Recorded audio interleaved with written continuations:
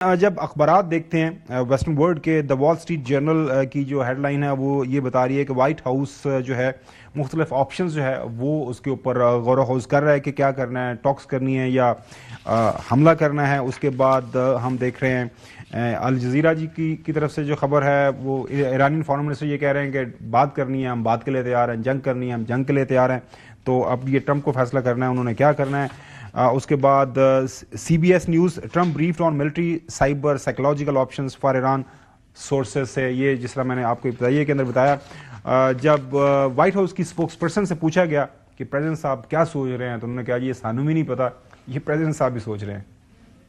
I think one thing President Trump is very good at is always keeping all of his options on the table, and airstrikes would be one of the many options that are on the table for the commander-in-chief. Diplomacy is always the first option for the president. The president has shown he's unafraid to use military options if and when he deems necessary, and nobody knows that better than Iran.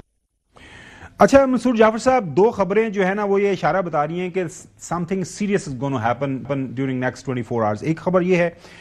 Writer کی خبر ہے کہ قطر کے اندر جو الحدید ان کا بیس ہے وہاں پہ کچھ ریہرسلز ہو رہی ہیں، طیارے شہرے اڑ رہے ہیں امریکہ کے، اور ایک جو ٹریول ایڈوائزری ایشو کی گئی ہے ایران کے حوالے سے امریکنز اپنے سٹیزنز کے لیے انہوں نے کی ہے، اس کے اندر ایک بڑی حیران کن جو ایک میں دیکھ رہا تھا آپشن کہ آپ کو کون سے ایکشنز لینے ہیں، وہ نیچے یہ ہیں کہ چھوڑ دیں ایران کو ایز سون ایز پاسبل۔ آپ چھوڑنا چاہتے ہیں کیونکہ ہم آپ کی مدد نہیں کر پائیں گے، آپ نے یو ایس گورنمنٹ کے اوپر انحصار نہیں کرنا، اور اگر آپ نہیں چھوڑ سکتے تو کسی محفوظ جگہ پہ چلے جائیں، وہاں پہ اپنے کھانے پینے کا سارا انتظام کر لیں، ہو سکتا ہے یہ آپ کے لیے مشکل ہو جائے۔ سو یہ دو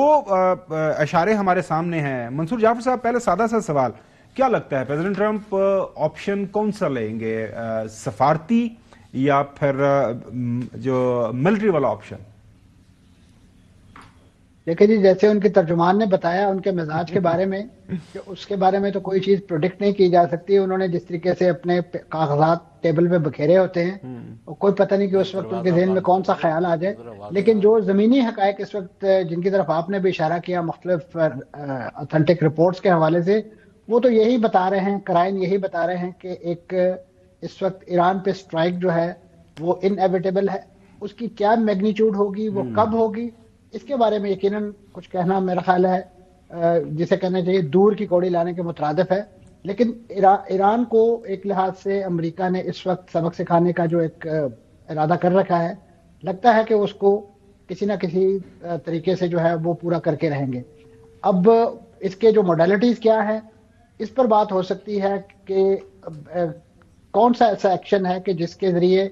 اس اٹیک کا جو سپل اوور ہے وہ ہمسایہ ملکوں تک نہ آئے، پھر اسی طریقے سے کس طریقے سے مختلف جو خطے کے ممالک ہیں، جو سٹیک ہولڈرز ہیں پورے کے پورے ایران کے ساتھ مختلف معاملات کے اندر، ان کو کس طریقے سے آن بورڈ لیا جانا ہے، ان کو کانفیڈنس میں کیسے لیا جانا ہے۔ تو مسل فلیکسنگ تو امریکہ بہت عرصے سے کر رہا ہے، اور خاص طور پہ یہ بھی منصور صاحب، میں سردار رضا صاحب، مسعود رضا صاحب کو ایکسپیرینس، آپ کو پتا ہے ڈپلومیٹ، ان کو سن رہا تھا، ان سے سوال کیا گیا، ہمارے جو نیوز رپورٹر نے بات کی، نیوز مین نے، تو ان سے کہا کہ جی پاکستان کے لیے اس کے اوپر کیا اثرات ہو سکتے ہیں؟ انہوں نے کہا جی پاکستان کے لیے سارے ہی منفی اثرات ہوں گے، 1000 کلومیٹر ہمارا بارڈر ہے ان کے ساتھ، تو ہر شکل میں ہمارے لیے مشکل ہوگا۔ ہمارے معاملات امریکہ کے ساتھ اچھے ہیں، آپ کو لگتا ہے کہ کسی موقع کے اوپر امریکہ ہم سے پوچھے گا یا ہم امریکہ کو پرو ایکٹیولی تھوڑا سا ایک کوشن کر سکتے ہیں کہ ڈونٹ ڈو دس، کیونکہ اس سے پورا خطہ جو ہے ڈیسٹیبلائز ہو سکتا ہے؟ میرا خیال ہے جی کہ پاکستان کو اس وقت ایک پرو ایکٹیو ڈپلومیسی کی طرف جانا چاہیے، بجائے یہ کہ ہم صرف رسپونڈنگ پوزیشن میں رہیں کہ ہمیں سے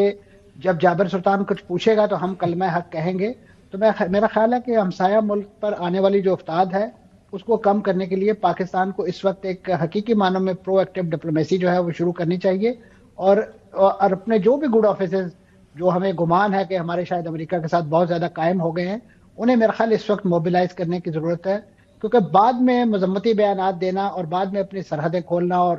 فلاں کے مہاجرین اور فلاں کا فال آؤٹ جو ہے اس کو برداشت کرنا، اس کے لیے جو آپ نے تیاریاں کری ہیں، بجائے یہ کہ اب ان تیاریوں میں اپنے آپ کو مصروف کیا جائے، حقیقی معنوں میں جو ہونے والا حملہ ہے اس کو روکنے کے حوالے سے جو کردار ہے وہ اس وقت ادا کیا بالکل صحیح بات ہے، ہمیں پرویکٹیو اپروچ لینی چاہیے، بالکل صحیح ہے۔ چودھری غلام حسین صاحب، آپ بھی سوال کر لیں، کل آپ کی رائے جو مجھے سمجھ آئی تھی، آپ جو آج خبریں آ رہی ہیں، آپ نے کل اس کے کچھ اشارہ دے دیا تھا کہ امریکہ اس کوائٹ سیریس لگ رہا ہے ایران کے حوالے سے کچھ کرنے کا ارادہ رکھتا ہے. چوہی صاحب سوال کر لیں. لیکن کرے گا تو اس کا ان کو یعنی پہلے بھی جو انہوں نے حرکتیں کی اسرائیل اور امریکہ نے مل کے ایران کے خلاف اور باقی ملکوں کے،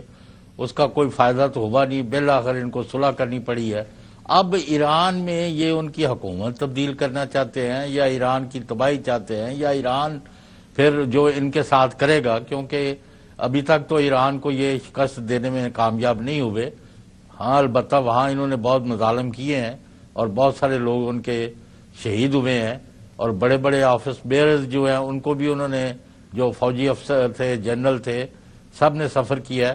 لیکن ایران نے گھٹنے کوئی نہیں ٹیکے اور نہ آئندہ ٹیکے گا. اور ایران میں ابھی جو اطلاعات آ رہی ہیں کہ مظاہرے اپنی جگہ، لیکن اب لوگ جو ہے بڑی تعداد میں حکومت اور ایرانی موقف کے ساتھ کھڑے ہو گئے ہیں اور ہزاروں لاکھوں کی تعداد میں لوگ مظاہرے کر رہے ہیں پہلے مظاہروں کے برعکس. تو ابھی امریکہ جو کچھ بھی کرنا چاہ رہا ہے، اور میں نے پہلے بھی کہا تھا کہ آیا روس اور چین نے امریکہ کو کھلی چھٹی دینی ہے اور ایران اور دوسرے ملکوں کے ساتھ کھڑے ہونا ہے، یا ابھی پھر خاموش تماشائی بیٹھے. یہ انتہائی عام سوال